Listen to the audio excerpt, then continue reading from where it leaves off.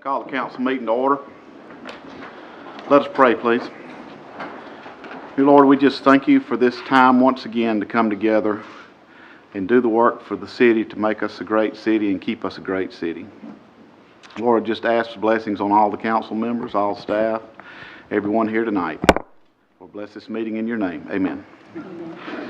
Let the record reflect all council members are present. Needed a motion for an approval of the agenda. So moved. Motion by Mr. Richardson. Second. Second by Ms. Malcolm. Any discussion? Hearing none, all in favor? Aye. Any opposed? The agenda passes. Now we need a motion for the approval of the consent agenda. So moved. Motion by Mr. Little. Second. Second by Mr. Adcock. Any discussion? Hearing none, all in favor? Aye. Any opposed? That passes. We have two people signed up for public comment. If the public comment is dealing with the annexation and rezone, I would ask that you wait until that time comes. Mr. Brown? Okay. And Reverend Sturzbach? Yes, sir. Is it dealing with the rezone? Yes, sir. Okay, well, you'll get your chance in a little bit. Thank you. Item number 1 under public presentations, Lisa Reynolds Anderson. I'm going to let Logan take care of that. If you want to come up and... We just wanted to recognize Lisa Reynolds Anderson for her outstanding job chairing the Downtown Development Authority, and just say thank you from all of us for your hard work and dedication, which was recently awarded at the Georgia Downtown Association Conference held in Columbus, and you were awarded Board Member of the Year for the state of Georgia, which is pretty impressive to have right here in Monroe. So we just wanted to congratulate you and thank you for all your hard work. Well, thank you all so much. I appreciate the opportunity to help serve this great city and the confidence you all have placed in me. So thank you so much. Thank you. Keep up the good work. Our second one is Rents, Bath and Body. Y'all would come forward and... You can Yeah, come on up. We wanted to... I'll take it. We wanted to thank Rents, Bath and Body for really helping put Monroe on the map, downtown Monroe specifically, and thank you for all your hard work, for what you do for our town, and to note the recognition that you've recently received as the Downtown Excellence Best Small Business of the Year Award, which is quite impressive. So Rents, Bath and Body deserves a big round of applause, and thank you from Monroe.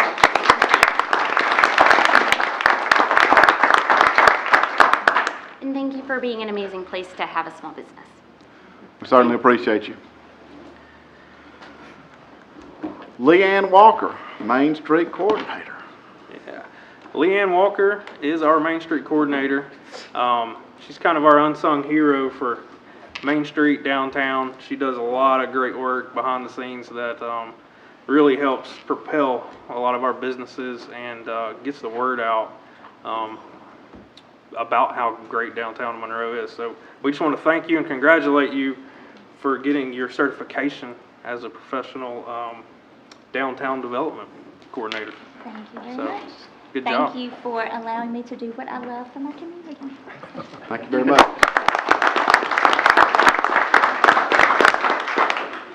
And Kathy Halgett, Water Treatment Plant Laboratory Analyst. Turn this over to Doug Samples.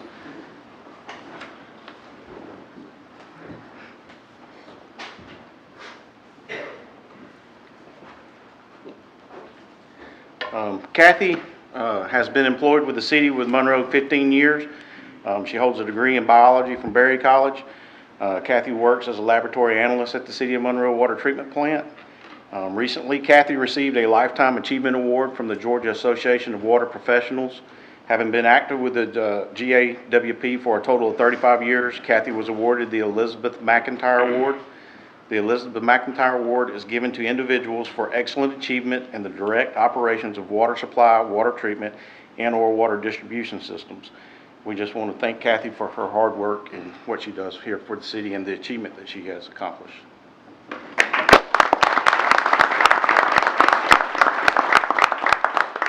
Well, thank you for the opportunity to work at the water treatment plant. It's a job that I really enjoy also, and I like serving the community.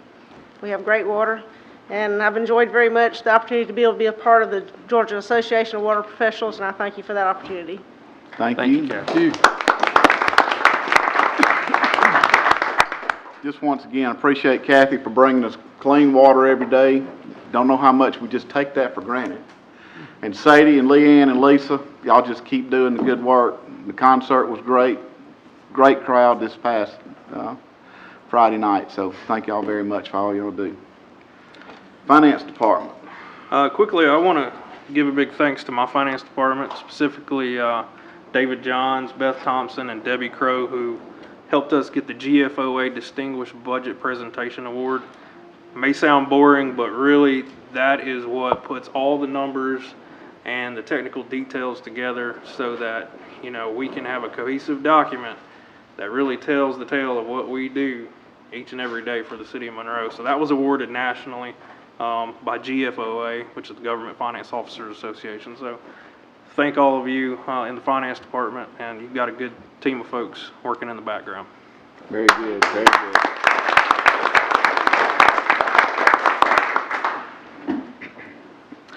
We'll move into our public forum now. No one signed up for public comment, so we'll move into our public hearing. We actually have a letter from Andrea Gray, who's the attorney on this property here, asking for a 60-day, ask us to table this for 60 days. So after we take a motion for this, if anyone still wants to speak in favor or against this project and you're not going to be here on November the 14th, then feel free to come up and address the council on this. But at this time, I would entertain a motion to table this project until November the 14th. Motion to table. We have a motion by Ms. Malcolm. Second. Second by Mr. Garrett. Any discussion? Hearing none, all in favor? Any opposed? That motion passes to table till November the 14th. Now, is there anyone that'd like to speak in for this project that will not be here on the 14th?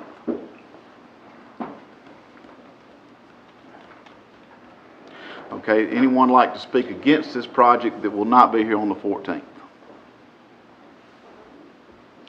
Or wouldn't you think even if they were, the applicant may like to hear some of their concerns and possibly incorporate those into their, I mean, I'm just thinking, I defer to the applicant. Well, I'll tell you what, why don't we just start over again? Why don't the applicant or the attorney just want to come and explain the project, explain what you got going on, and then we'll take the people that are not for the project and listen to concerns. So why don't we do that?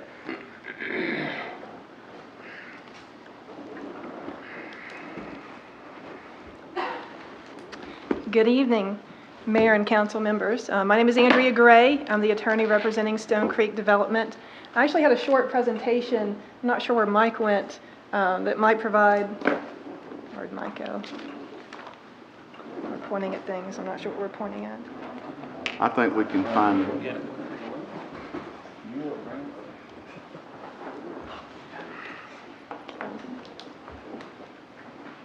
There it comes up, man. Okay, there we go. I just don't have the slide clicker. Oh, fabulous. Thank you. Okay, that's good. All right, let's hope I can figure this out. So I'm here on behalf of Stone Creek to request the annexation and rezoning of about 50 acres on Good Hope Road. There we go. The property, and this map was included in the application, it's at 1050 and 1054 Good Hope Road. The small part, I don't know if this has a laser, but the small part to the northwest corner is already in the city of Monroe, and then the larger portion is in Walton County. The portion in Monroe is zoned R1 currently, and the portion in the county is zoned R1 and A2.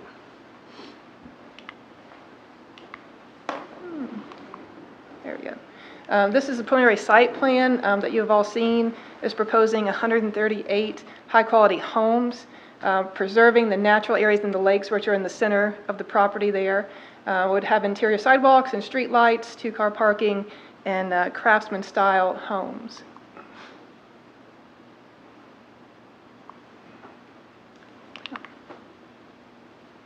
technology just, there we go, whoa. It's just slow to move, I guess.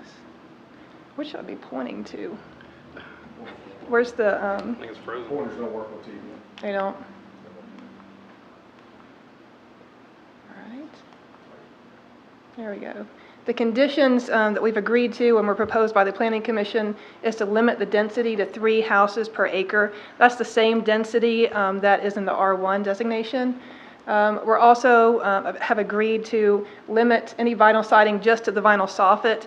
And if you've ever had to change out rotting wood soffit, you know why.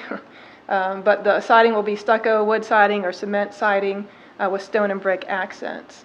We're going to delineate the wetlands on the plan. That was one request. And my client tonight is also willing to make the minimum house size 1,600 square feet, which is the R1 designation, versus the 1,300 square feet, which is the R1A designation.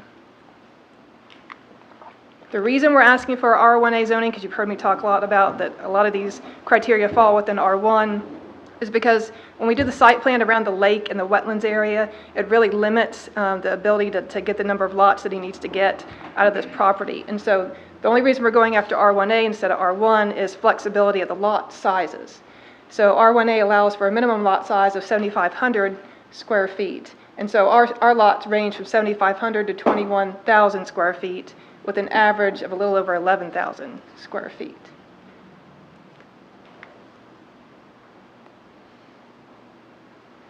And so to give you some idea about what the smallest lots look like, we've taken the 6 smallest lots on the site plan and pulled those out to look at them in more detail.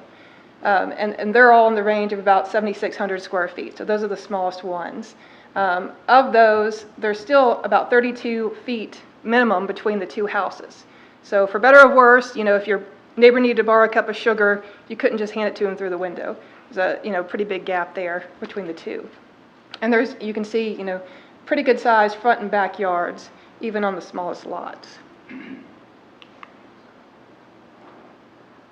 These are 3 of the house plans that are proposed on these 3 of the smallest lots.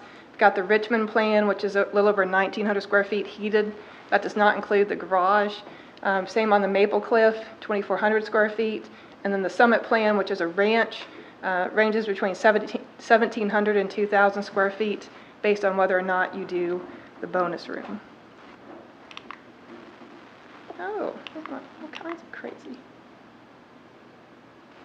So my client identified a need in the community for this type of housing. He actually talked to some of the industries who are bringing in more employees, and there's a demand for housing in this level of the market, and particularly in Monroe, to move away from that rental property situation and bring in more homeowners to the area.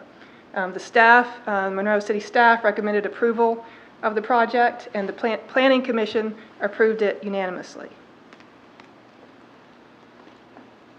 And so, in summary, our request is to annex the property into the city, rezone it for R1A with these conditions: the limit at 3 houses per acre density, 1,600 square foot minimum on the houses, no vinyl siding except for the soffits, and then to delineate the wetlands on the plan. And here's some representative photographs. Joe Dixon is the developer behind this project, and he does an exceptional job on houses. You can see here from some of his developments in Barra County. Here is one of the craftsman style homes. It's one of the plans that you previously saw. Very nice siding, nice landscaping. Where quality. is that? That's in Barra County. What subdivision? What's the name of the subdivision? Pelham Township of Dargo, Highway 81. Okay.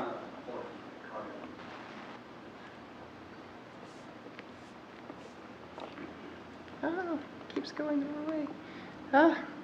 And this is the largest, one of the larger of the site plans, but you can see here, very quality development craftsman details. And this next one is one of the ranch style houses, still with the brick accents. And this is some of the interior granite countertops, wood cabinets, nice trim packages, nice flooring options. And then the same here, vaulted ceilings, fireplaces, granite in the bathrooms as well. So, Be happy to entertain any questions. Anybody have any questions? Okay, thank you. Anyone else like to speak in favor of this project? Okay, anyone like to speak against this project? Okay, if you want to come to the podium. Whichever one gets up first. Come on, Mr. Brown. Just please state your name for the record and your address. Jim Brown, my address is 472 Poplar Street, represent the land right over the hill west of this piece of property. Concern, density, we already got a lot of density out our way. There's another, not against anybody having a place to live. I'm fully in tune with everybody having a place to live in ownership. Safety issue, there's a school right across the street. There's another development going to be developed or infrastructure in directly across the street. My brother and wife and I own 180 acres at 1504 East Church Street, the old address. The little gray house that I have completely renovated. I think it's ironic that I'm here tonight opposing a project that y'all want to bring into the city. When I was here less than a year ago, just asking for letting one little horse sleep on that 1 acre and have 180 acres to roam on. And now you've potentially opened up a can of worms.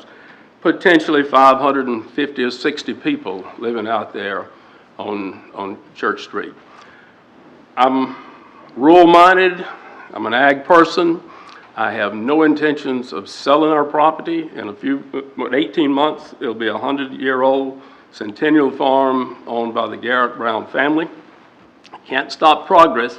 I'm just not sure I call this progress when you come out and incorporate and bring that property into the city. And I know it says 3 houses per acre, and I guess they would have to live with that. But what scares me is what happens if 138 houses don't sell down that way. Also, talked to Mark Meadows, right over the hill, right across from my property, and he is out of the country. He would have been here tonight as well. That's another 50 acres potential, another 3 houses per acre, or this density A1A, potentially 5 houses per acre. So I guess on our 100 acres of usable, we could have potentially 500 houses out there. So I just oppose it on those grounds, and would like to think the city take a hard look at it, the powers to be, of potentially bringing rural land in to the city. Just for the sake, there's lots of other places I understand that this could possibly be developed. So I'm just 100% opposed to it, and I hope you all take that under advisement. Thank you very much. Thank you.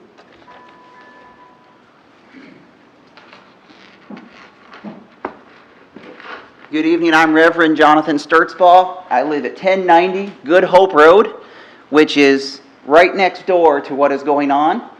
As you can imagine, this impacts me more than it impacts anybody else.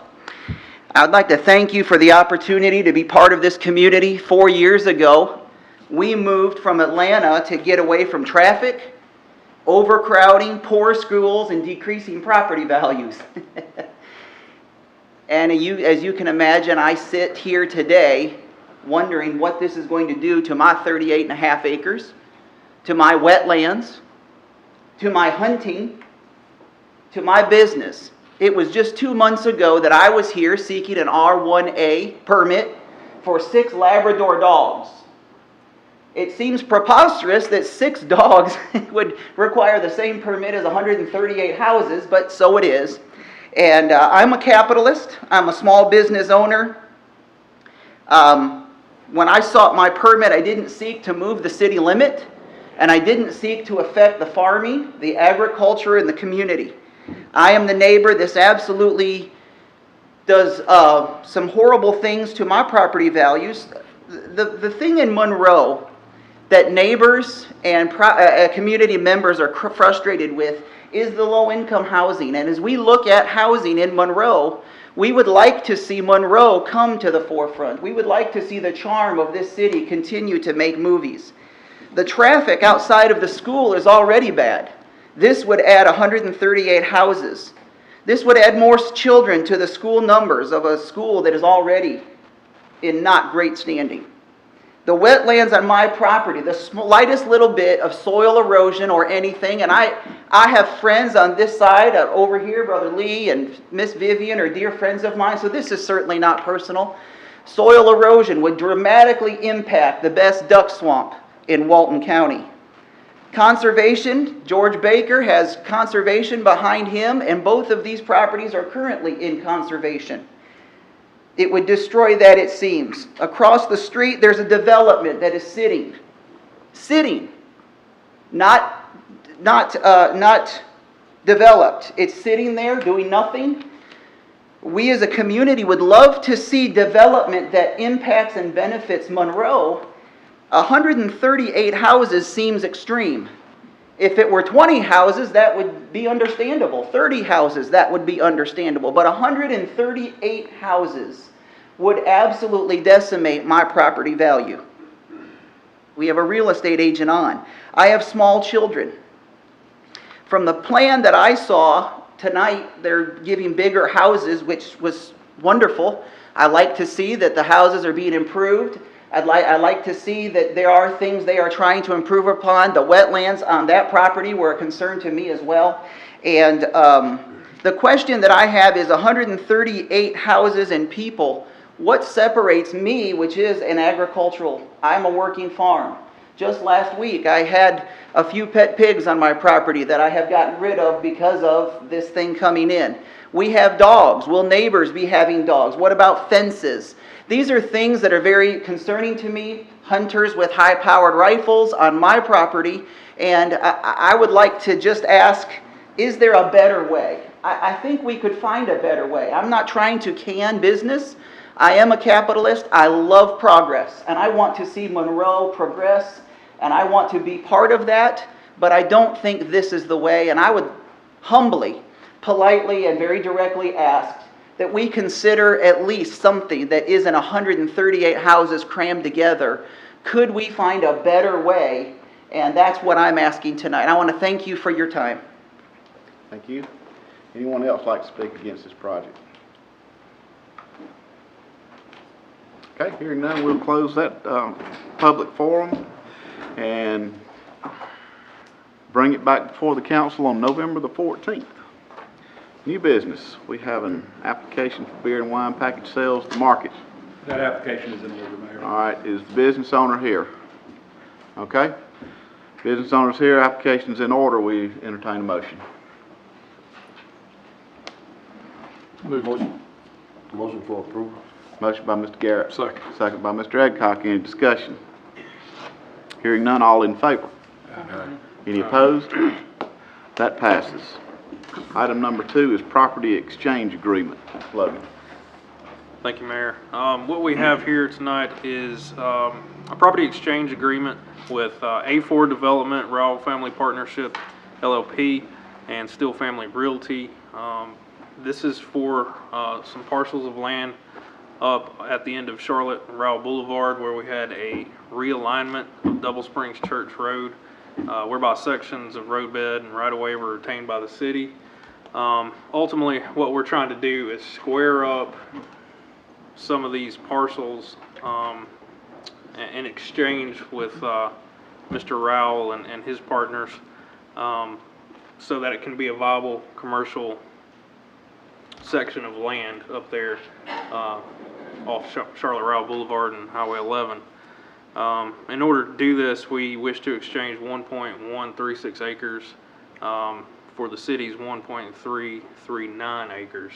You can see in your packets there's a couple little L-shaped parcels of which roadbed will be moved, utility lines will be moved by Mr. Rowell and his partners. A performance bond will be included, and there's a 24-month timeline included in this agreement for performance. I'd be happy to take any questions. Logan, is this the same piece of property we addressed a few months ago? It's several Yes. months back. We've been back and forth with the landowners, Okay. and we've ironed out an agreement that benefits each of us. And I think this is going to be good for the city, will allow further economic development of that area that currently can't be developed the way the land sits, do that realignment. I'll Any make other a motion to questions? approve. Okay, no other questions. We have a motion by Mr. Bradley to approve. Do I have a second? Second. Second by Mr. Richardson. Any discussion? Hearing none, all in favor? Any opposed? That passes. And with no other business, we need a motion to adjourn. So moved. Mr. Richardson, do I have a second? Second. Second, Mr. Adcock. All in favor? Meeting adjourned. Thank you all very much.